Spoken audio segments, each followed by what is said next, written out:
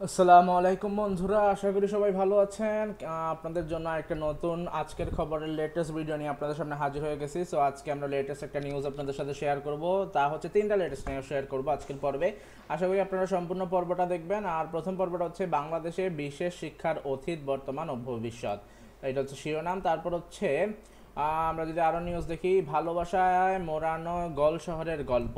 তারপর আমরা পাচ্ছি এসএসসির ফলাফলে দেশ সেরা নরসিংদীর নাসিমা কাদের মোল্লা স্কুল। সো আশা করি আপনারা সম্পূর্ণ ভিডিওটা দেখবেন। সো চলেন আমরা বিস্তারিততে চলে যাই। মফিজুল ইসলাম লিখেছেন, বিশেষ শিক্ষা এই শব্দযুগলের সঙ্গে আমার আত্মিক বন্ধন বহুদিনের।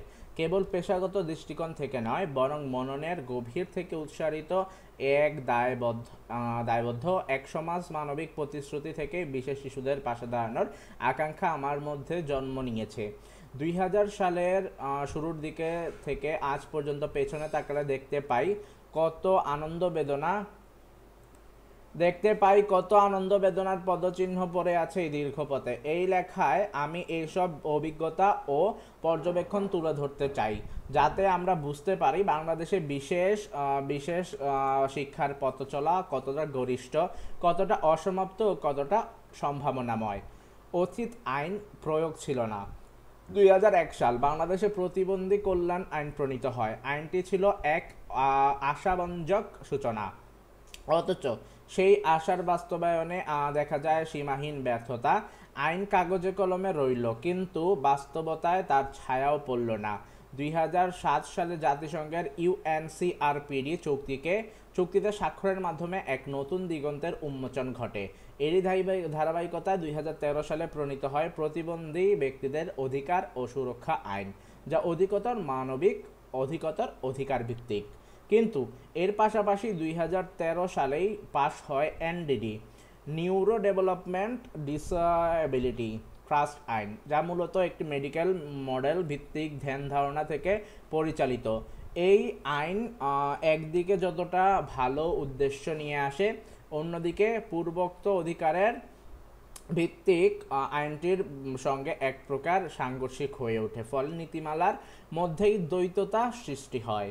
2013 সালেই শুরু হয় প্রতিবন্ধী শনাক্তকরণ জরিপ, কিন্তু এর গতি এতটাই স্লোত যে একে কচ্ছপের গতি বললেও অতিশয়োক্তি হবে না।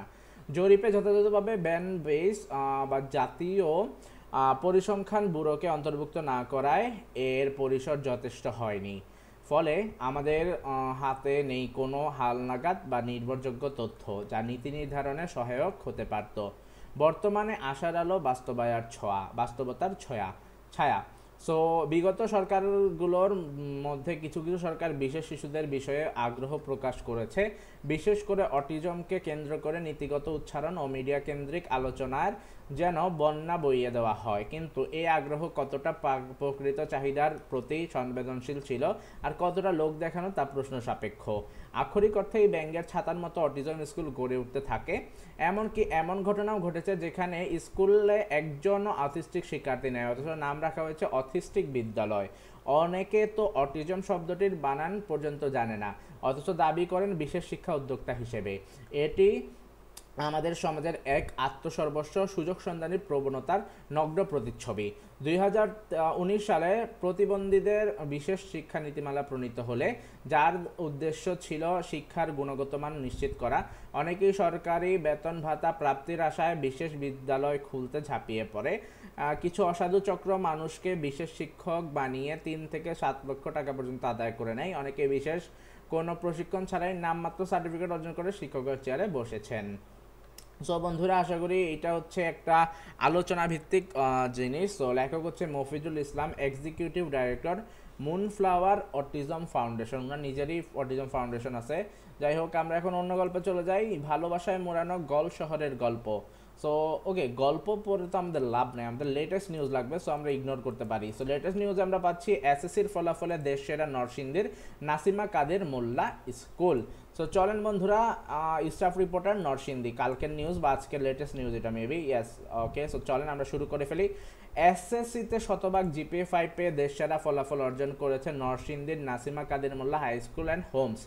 রাজধানী সহ দেশের নামিদামি শিক্ষা প্রতিষ্ঠানকে পিছনে ফেলে এমন সাফল্যে খুশি বিশ্ববিদ্যালয়ের শিক্ষার্থী, শিক্ষক এবং অভিভাবকরা।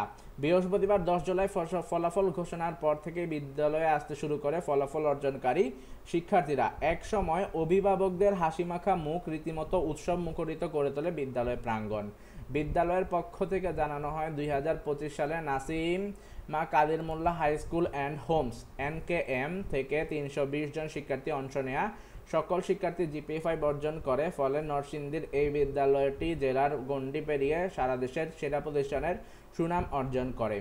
এতে উল্লাসিত বিদ্যালয়ের শিক্ষার্থী, অভিভাবকরা। এদিকে প্রতিষ্ঠার পর থেকেই ধারাবাহিক সাফল্য অর্জন করায় সংশ্লিষ্ট সকলকে ধন্যবাদ জানিয়ে ফাউন্ডেশনের চেয়ারম্যান জানিয়েছেন, নিয়মানুবর্তিতা ও কঠোর পরিশ্রম করলে দেশের যে কোনো প্রতিষ্ঠান সফলতা অর্জন করতে সক্ষম। শিক্ষকরাও তাদের পরিশ্রমের ফল পেয়ে আবেগ আপ্লুত। সো বন্ধুরা, আশা করি বুঝতেই পারছেন এই স্কুলটাতে অনেক অনেক অনেক বেশি GPA 5 এসেছে, মানে 100% GPA 5। সো আমরা আরেকটা খবরে চলে যাই।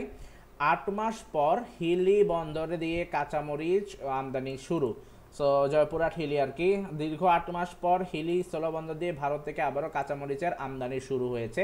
বৃহস্পতিবার বিকেলে ভারত থেকে দুটি ট্রাকে 10 টন 520 কেজি কাঁচামরিচ আমদানি করেছে দুটি প্রতিষ্ঠান। আমদানিকারকরা বলেছেন, হঠাৎ করে দেশের বাজারে কাঁচামরিচের সংকট দেখা দিয়েছে।